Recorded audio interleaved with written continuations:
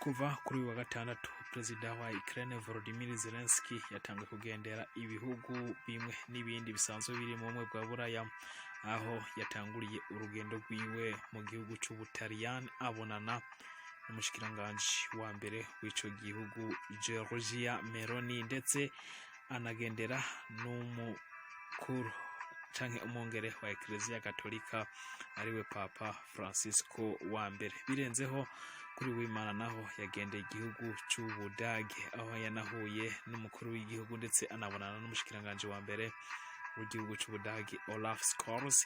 Ariko kandi ku mugoroba yagendeye igihugu c'Ubu France, aho yanakiriwe na Perezida wa kino gihugu c'Ubu France Emmanuel Macron. Tugiye rero kurabira hamwe mu makuru agenda avugwa mu ntambara y'Uburusiya na Ukraine, aho imigwano ikomeza muri Donetsk na cyane muri Bakhmut, ariko kandi tukarabira hamwe ibijanye n'ingabire y'igihugu c'Ubwongereza giherutse guha igihugu ca Ukraine ibifaru ndetse na misile za Storm Shadow, aho turabira hamwe ese buno bwoko bwa zino misile kuba bumeze gute. Tugiye rero kurabira hamwe amakuru atandukanye avuga ku ntambara y'Uburusiya na Ukraine agenda avugwa muri kino gihe. Ikaze makuru.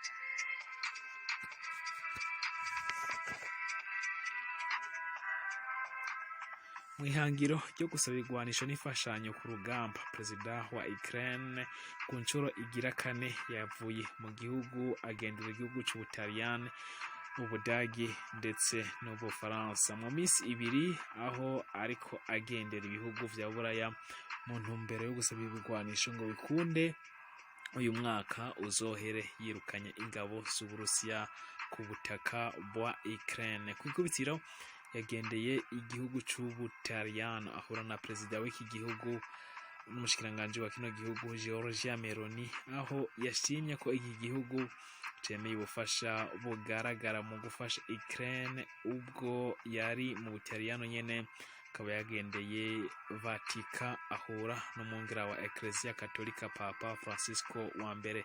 Zelenskyy nta bigwanisho yari yagiye gusaba rero Vatican, ariko nk'uko CNN ivyandika nta kindi ashakira Vatican atari gufasha iyi shengero ku kugondoza Uburusiya ngo bukunde burekure abana bashika 19,500 ngo boba batwawe bunyago mu gihugu c'Uburusiya. Perezida wa Ukraine akaba rero yagiraniye na Papa canke umwungere wa Eklezia Katolika ikiganiro camaze iminota 40 cashingiye ku ngingo 10 Ukraine ibona yotuma intambara ihera n'irekugwa ry'abana kuva mu mwaka w'2022, aho abana bivugwa yuko batwawe umunyago bashika 19,500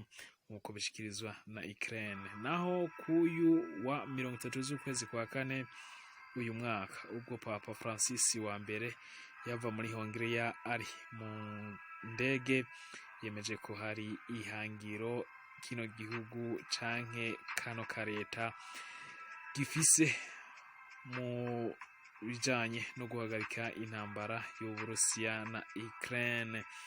Perezida Zelenskyy ubwo yari mu Butaliyano yemeje ko hakenewe intwaro ndetse hakenewe umuheto gusa kugira ngo abashe kumvisha Perezida Vladimir Putin ati Putin arica gusa nta biganiro nawe bishoboka. Burya igikenewe nuko ibihugu vya Buraya bibandanya bitanga ibigwanisho bishoboka kugira ngo tubashe kugwanya intwaro yiwe n'abasirikare biwe bari ku butaka bwacu.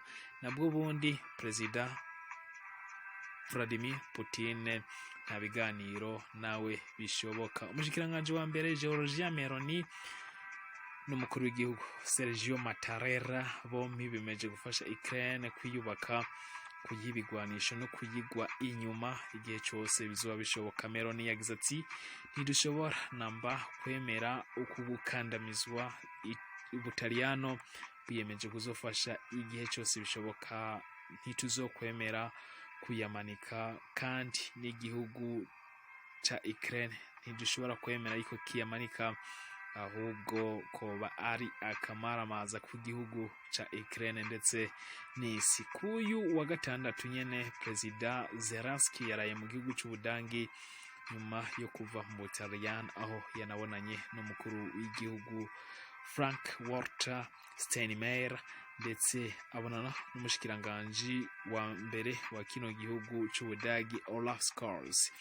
Zelenskyy yashitse mu gihe kuyu wa gatandatu nyene Ubudagi bwari bwemeye imfashanyo ya miliyari 2.7 vy'amaeuro, bivuze hafi miliyari 3 z'amadolari ya Amerika. Zose iyi fashanyo ikaba ishingiye ku bigwanisho gusa, aho kino gihugu cemereye ifashanyo y'ibigwanisho ishika miliyari 3 z'amadolari ya Leta Zunze Ubumwe za Amerika.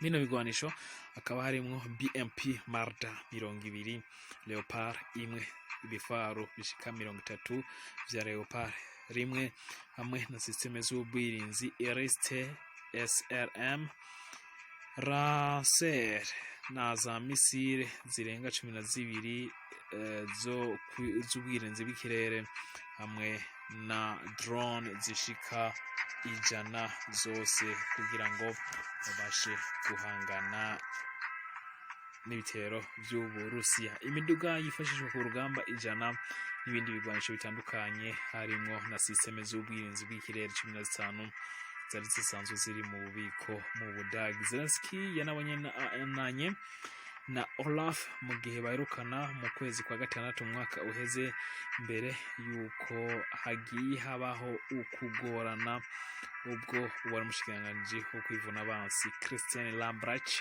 atangiye imihoho, aho yaje gusubirizwa na Boris Pistorius we yaje ashigikira intsinzi isesuye ya Ukraine ndetse anatangura gufasha Ukraine, aho yanatanguye kuyibifaru by'urugamba vya Leopard 2. Zelenskyy yifuza ibigwanisho ariko kandi yifuza ko ashigikirwa n'Ubudagi ngo igihugu ciwe cinzizwe mu muryango wa OTAN n'ubumwe bwa Buraya. Gusa nubwo biruko Ukraine yari yifuje kuja mu muryango wa OTAN mu kwezi kw'icenda mwaka wa 2022, ariko vyaje kwanka ndetse banahwitura uno mugabo yuko kino gihugu ciwe kidashoboka ndetse bidashoboka yuko cinjira mu muryango wa OTAN mu gihe intambara barimwo n'igihugu c'ubu Rusiya itazo biragaragara. Nawe nyene yaje kubishimangira ubwo yari ilahe mu kwezi guheze, aho yemeje yuko azosaba kwinjira mu muryango wa OTAN niho intambara ya rangira. Naho nyene mu Budagi aho nyene mu Budagi rero Perezida wa Ukraine yanaharonkeweho agashimwe kitiriwe Charlemagne kagenewe abanyagihugu, ndetse nawe nyene akagashimwe kakaba katangiwe IACM mu Budagi kuyu w'Imana nyene. Perezida Zelenskyy mu mugoroba yagendeye Ubu France, hose ihangiro no gusaba ibigwanisho kugira yikure ko Abarusiya. Aha yakiriwe n'umushikiranganji wa mbere Elizabeth Borne, gusa nyuma yaje kwakirwa na Perezida Macron aho bagiraniye ibiganiro. Ibigwanisho ni kimwe mu ngingo nkuru urugendo Perezida wa Ukraine Volodymyr Zelenskyy atanguye kugendera, aho kuri ubu ari igihugu kigira gatatu akoze, akaba urugendo rugira kane kuva intambara y'Uburusiya na Ukraine akoze hanze y'igihugu. Naho kuyandi makuru nuko kuri wa gatanu Ben Wallace umushikiranganji wo kwivuna abansi w'Uburusiya w'Ubwongereza yemeye ifashanyo idasanzwe y'ubigwanisho vya misile vyo mu bwoko bwa Storm Shadow, aho izi bino bigwanisho ngo ari byo gufasha Ukraine guhangana n'ibitero by'Uburusiya aho yagize ati uyu munsi nemeje ko ubwami bw'Ubwongereza butanze misile kuri Ukraine za Storm Shadow zemewe kandi ari ibigwanisho mudahusha. Ibi bigwanisho bizoha amahigwe abanya Ukraine guhangana n'ibitero bitegwa ku nyubakwa za gisivile. Izi misile za Storm Shadow ni misile zirasa kure cyane kugera ku birometero bishika 250. Ubwongereza buvuga ko bushobora kurasa hifashishijwe zino misile zose ku gihugu ca Ukraine ahantu hariho hose ibitero bakoresheje zino misile, ahantu hariho hose ndetse no muri Crimea.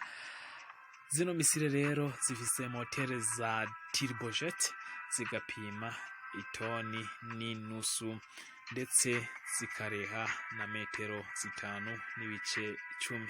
Izi misile ariko ntawo zigereranya namba n'izindi misile z'Uburusiya nka AS-20 Kilojoy canke Calibre missile uko zozo zishobora gutegwa ku birometero bishika 2,000. Kuri wa gatandatu bivugwa yuko rero zino misile arizo zuba zarakoreshejwe aho zarashe i Luhansk, aho hatewe ububiko bw'igitero abana 6 bagakomerekera, hagategwa kandi inyubako ikoreramo inama nshingamateka ndetse n'amahinguriro abiri. Ibi byose bikaba byari ku birometero 100 kure cyane yasanzwe habera urugamba. Zelenskyy asaba ibigwanisho birasa kure ngo ndetse n'ivyo gukingira igihugu ciwe ngo namba ntiyiteze kubikoresha mu Burusiya atera ahantu hariya ku butaka bw'Uburusiya. Ariko nubwo biruko nkuko vyandikwa n'ikinyamakuru TASS gisanzwe cinigwa mu Burusiya, nuko indege zibiri muri Bryansk isanzwe ihereye mu buraruko bushira ubuseruko uburengero bw'Uburusiya kuyu wa gatandatu indege zine harimo indege zibiri za kajugujugu ndetse n'indege zibiri z'intambara zakorowe bidasanzwe, harimo Mi-8 helicopter zibiri aho zakorowe hamwe na Su-34 fighter bomber na Su-35 fighter zose zikaba zarakorowe kuri uyu wa gatandatu igenekerezo rya 13 z'ukwezi kwa 5 mwaka wa 2023. Bimeze uko mu gihe Prigozhin naho ku yandi makuru agena atangazwa yemeza yuko igisirikare ciwe kibandanya gitera intambwe igaragara muri Bakhmut, ni igisagara gisanzwe kiri muri Donetsk, ariko Institute of Study of War yoyo imenyesha yuko kino gisagara nyabuna aho gutera intambwe Abarusiya ahubwo igisirikare ca Ukraine arico kiriko kiratera intambwe igaragara. Kuri uyu wa gatandatu Perezida usanzwe yarongoye Wagner Group ariwe Prigozhin yemeje yuko ku mpande zose metero zishika 500 arizo zatewe, bituma igisirikare ca Ukraine kigenzura ikilometero kimwe n'ibice 7 gusa by'ubutaka ubwo muri Bakhmut, ariko ibi bikamirirwa kure n'igisirikare ca Ukraine aho cemeza yuko nyabuna kimaze gutera intambwe igaragara cisubiza ubutaka buba bwari bwaranyazwe n'igihugu c'Uburusiya mu bitero vyagiye birakogwa. Hana Marial asanzwe ari umwe mu bategetsi bo hejuru akaba yemeza yuko bari kubakora ibikorwa bidasanzwe, naho Alexander Zelenskyy asanzwe yarongeye ingabo zigwanira ku butaka yemeza yuko ibirometero 17 arivyo bimaze gufatwa n'igisirikare ca Ukraine. Reka tushimire ko mwabanye natwe mu biganiro hano kuri Byacu TV. Tubasabira mugire subscribe kuri channel YouTube yacu nimba mutarabikora kugira amakuru atandukanye muzama yaronkera ku gihe. Share, like, comment, subscribe.